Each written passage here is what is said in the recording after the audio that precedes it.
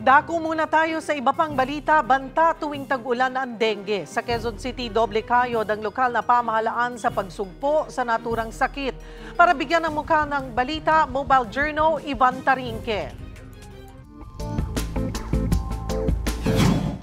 Ngayong panay na naman ang ulan, dumarami ang mga sakit tulad ng dengue. Sa ilang lugar, kabilang na ang Quezon City.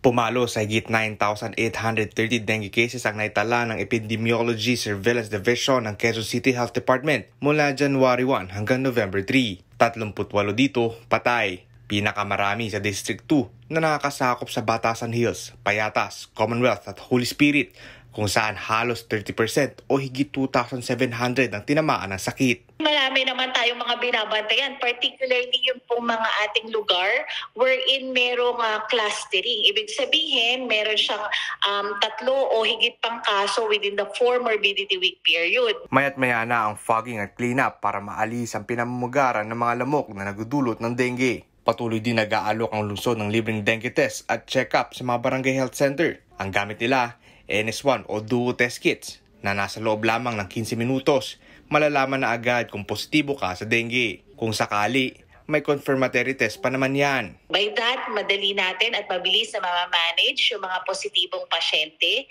Pinapadali nito ang access po sa screening at clinical assessment ng mga na hindi na kailangan magtungo pa sa ospital. Naglagay na rin ng fever fast lane sa mga health center na para na ring priority lane para agad kang tignan ng triage nurse.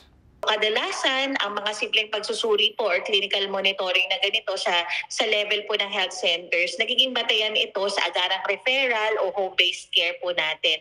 Ang best news, libre ang consultation sa mga Quezon City Health Centers. Bukas yan, Lunes hanggang Biyernes, 7 a.m. hanggang 5 p.m. Mga kapatid, Mobile Journal, Ivan Tarinque po, hatid ang mukha ng balita.